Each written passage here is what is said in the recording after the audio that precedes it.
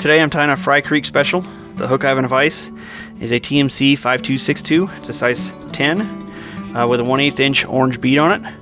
I'm going to take some Uni-Thread in 6/0 royal blue, and I'll start that thread behind the bead and tie it down, trim the tag in, and I'll continue that thread down to the bend of the hook, and then I'm going to bring the thread back halfway up the shank.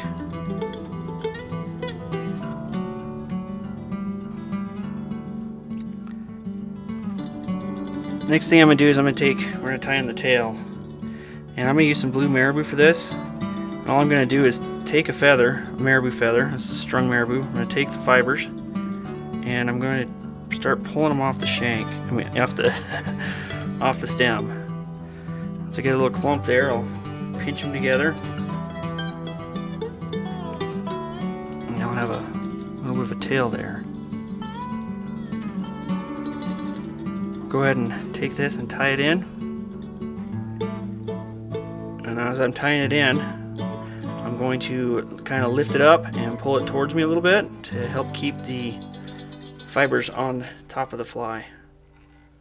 Once I get to the bend of the hook, bring the thread back to the tie-in point and cut the butt ends out carefully, not to cut my thread. And then I'm going to take, and I want this to be about a shank long. So I'll take and I'll put my fingers, pinch it with my fingers, and I'm going to pinch that, pull the fibers off. Now I'm going to bring the thread, wrap the thread all the way up the shank, bring it back down to work on that thread base, and I'm going to bring it down to the bend of the hook. And from here I'm going to make a dubbing loop. So I've got my loop here, wrap it around, twist it around my thread, and then bring it back, and bring the thread back around to there. I'm going to take my dubbing twister, hook that up, and for the body I'm using violet semi-seal. A little clump here. I'm gonna kind of preen the fibers out a little bit, straighten them out. I'm gonna put it in that loop. Now you can just dub the thread and wrap it around and do what you need to as far as getting the body flared out, brushed out, but I think that I can make it look like the body look a little more robust by doing a dubbing loop.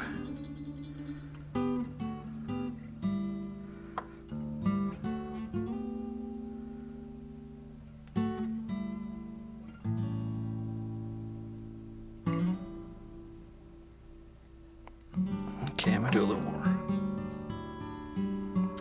Now I've got some fibers in there. I'm gonna go ahead and pinch it at the end. You probably can't see it, but I'm gonna pinch it at the end of the fiber and twist that thread up.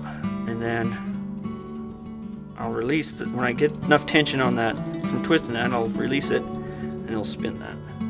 Don't lose too many fibers as it's coming out. I'm gonna keep spinning it until I get a nice chenille-like dubbing rope.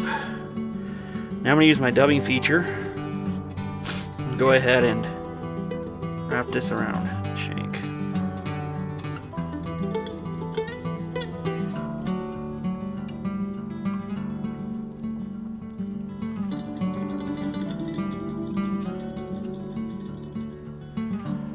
And then once I get to about there, I'm going to go ahead and tie it off, trim it out.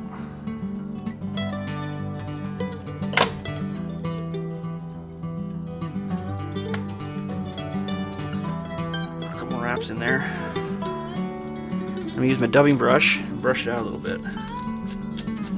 Or Velcro, I guess. I didn't say dubbing brush, but Velcro is what I use for my dubbing brush.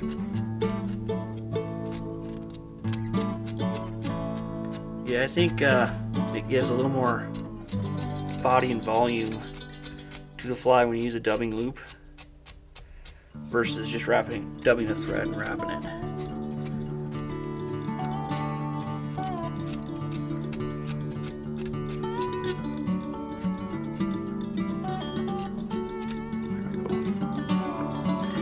Okay, now for the collar, we're going to use some male Mearns quail feathers. They look like this. They got some really good spotting and big spots. I like the way they look. You can also use New Guinea. This is natural New Guinea, and you can see that there's a difference between the two of them. Just make sure you get one that's the fibers are long enough to be about a hook shank long. And if they're too long, you can always put them in a clip. Just clip the ends here and put it in a dubbing loop, and then you can make your own hackle that way. But for this one, I'm going to use the actual quail. Now, stems are kind of fragile on these, so when you're tying it in, you need to be careful because they can and will break. And then I'm going to go ahead and hold that. I'm going to use my rotary function to wrap a few wraps. So I need the end there, and then I'll go ahead and bring those fibers back. Now we'll go ahead and tie off that stem. Get it out of there.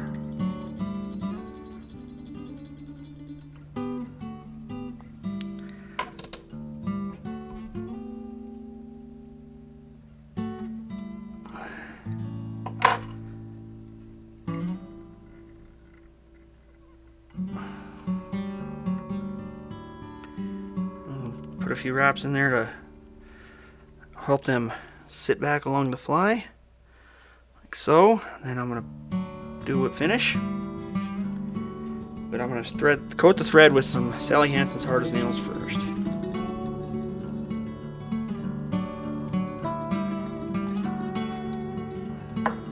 Wrap that over the thread wraps. We're going to wrap a few wraps, and we'll go ahead and apply our whip finish.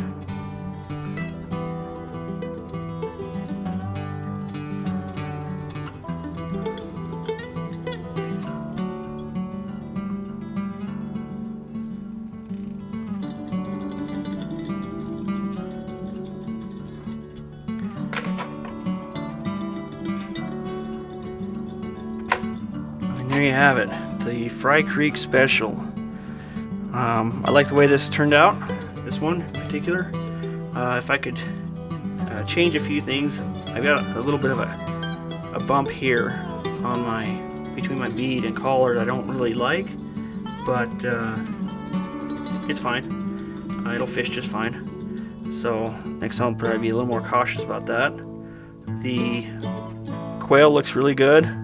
I like how much the body, the semi-seal, does go over the top of the Marabou, and I think it just looks like a really good fly. So anyway, I hope you enjoyed this tying demonstration. Please remember to like Fishbait's Fly Box on Facebook, subscribe to my channel so you can continue to watch my demonstrations. Thank you and have a nice day.